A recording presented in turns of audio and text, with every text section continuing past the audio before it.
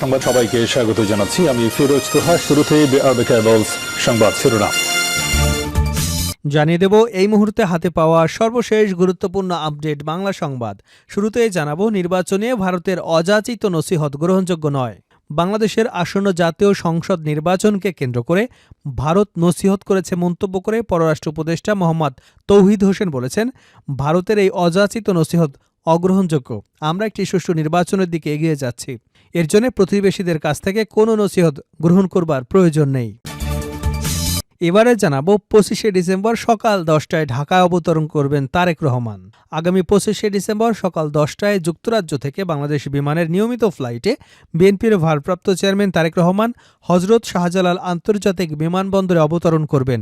Immigration সংক্রান্ত সব কাজ শেষ করে বিমানবন্দর থেকে বেলা 11টায় গুলশান অ্যাভিনিউয়ের 196 নম্বর বাসার উদ্দেশ্যে রওনা হবেন তিনি। জানাবো, বাংলাদেশ যেন আবারও ফ্যাসিবাদের পরিচিতি না পায় মঈন খান। বিএনপির স্থায়ী কমিটির সদস্য ডক্টর আব্দুল মঈন খান বলেছেন, মানুষকে ধোঁকা দিয়ে কাজ হবে না। আমরা আবারও ফ্যাসিবাদী দেশ হিসেবে বিশ্বে পরিচিতি হতে চাই না। অপশাসনের বিরুদ্ধে লড়ে যাব ইনশাল্লাহ। আমরা একটি মানবিক বাংলাদেশ গড়তে চাই।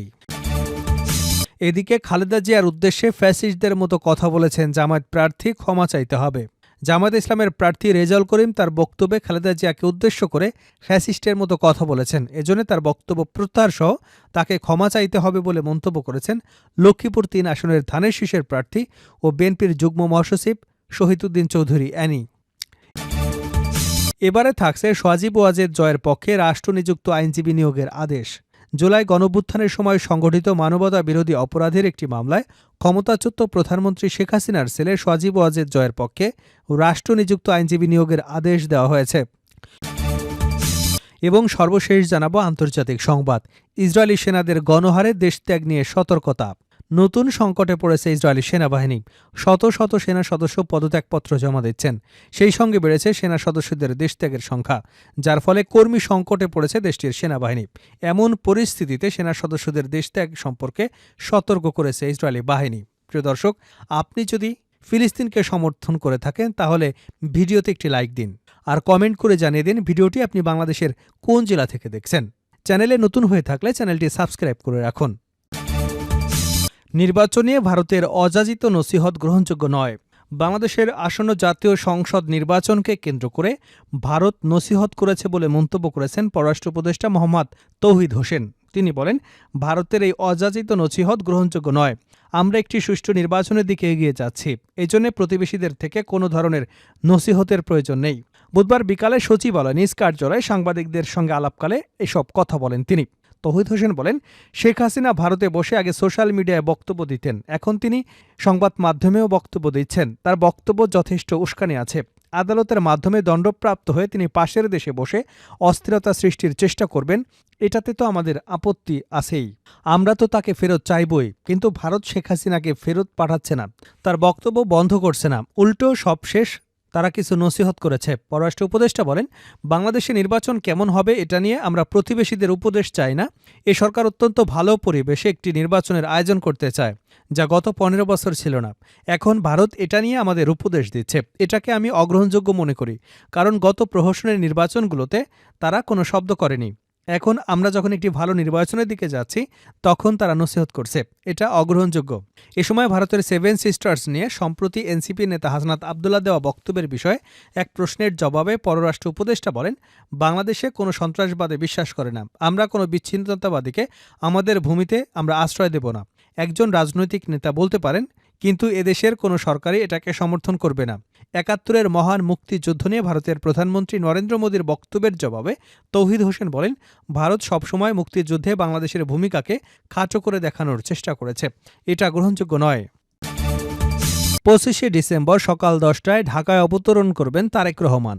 আগামী 25শে ডিসেম্বর সকাল 10টায় যুক্তরাজ্য থেকে বাংলাদেশ বিমানে নিয়মিত ফ্লাইটে বিএনপির ভারপ্রাপ্ত চেয়ারম্যান তারেক রহমান হজরত শাহজালাল আন্তর্জাতিক বিমানবন্দরে অবতরণ করবেন।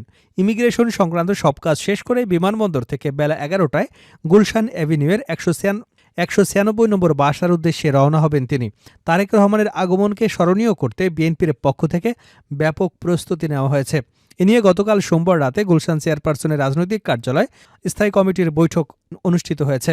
মঙ্গলবার সকালে চেয়ারপারসনের রাজনৈতিক কার্যালয়ে যৌথ সভা অনুষ্ঠিত হয়। এসব বৈঠকে অংশ নেওয়া নেতারা জানান, তাদের ধারণা যেদিন তারেক রহমান ঢাকার মাটিতে অবতরণ করবেন সেদিন রাজধানী জুড়ে অর্ধকোটি মানুষের জমায়েত ঘটবে। তার আগমন সহজ এবং শান্তিপূর্ণ করতে দলীয় নেতাকর্মীদের পাশাপাশি সরকারের আইনশৃঙ্খলা বাহিনীর সদস্যদের সহযোগিতা প্রত্যাশা করছে বিএনপি। বিএনপির গুরুত্বপূর্ণ এক নেতা জানান, ঢাকায় অবতরণ করবার আগে তারেক রহমানকে বহনকারী বিমানটি সিলেট বিমানবন্দরে অবতরণ করবে। সেখানে যাতে কোনো নেতাকর্মী জমায়েত না ঘটে সেই ব্যাপারেও বার্তা দেওয়া হয়েছে। এছাড়াও ঢাকার বাইরে থেকে আসা নেতাকর্মীদের তাদের রাজধানীর আশপাশের এলাকায় স্পট ঠিক করে জানিয়ে দেওয়া হয়েছে। প্রতিটি স্পটে ডিজিটাল স্ক্রিন থাকবে, সেখান থেকে তারেক রহমানকে লাইভ দেখা যাবে। বাংলাদেশ যেন আবারও ফ্যাসিবাদে পরিচিতি না পায় মঈন খান। বিএনপির স্থায়ী কমিটির সদস্য ডক্টর আব্দুল মঈন খান বলেছেন, মানুষকে ধোঁকা দিয়ে কাজ হবে না। আমরা আবারও ফ্যাসিবাদী দেশ হিসেবে বিশ্বে পরিচিত হতে চাই না। অপশাসনের বিরুদ্ধে লড়ে যাব ইনশাআল্লাহ। আমরা একটি মানবিক বাংলাদেশ গড়তে চাই। বুধবার দুপুরে এক আলোচনা সভায় প্রধান অতিথির বক্তব্যে তিনি একথা বলেন। জাতীয় প্রেস ক্লাবে আব্দুস সালাম মিলনায়তনে মহান মুক্তিযুদ্ধ শহীদ রাষ্ট্রপতি জিয়াউর রহমান এবং বর্তমান রাজনৈতিক প্রেক্ষাপট শীর্ষক এই আলোচনা সভার আয়োজন করে doctors association of Bangladesh. Doctor Abdul Moyeen Khan বলেন, সাম্প্রতিক হিসেবে বাংলাদেশ এখন বিশ্বের সবচেয়ে ঘনবসতিপূর্ণ দেশ। 3,66,00,000 মানুষ ঢাকায় বসবাস করে। 2050 সালে ঢাকা শহর হবে সবচেয়ে ঘনবসতিপূর্ণ বৃহত্তম শহর। তবে এই শহরকে আমরা কিভাবে পরিচালনা করব সেটি ভাববার বিষয়। আমরা অর্থনৈতিকভাবে এখনও শক্তিশালী না হলেও ইনফরমাল ইকোনমি দিয়ে ডাল ভাত খেয়ে বেঁচে আছি।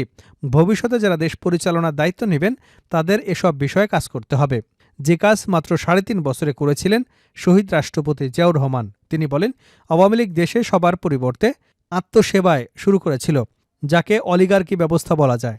তারা মূলত সমাজের ধনী লোকদের দিয়ে অলিগার কায়েম করেছিল, ফলে দরিদ্র মানুষ আরও দরিদ্র হয়েছেন।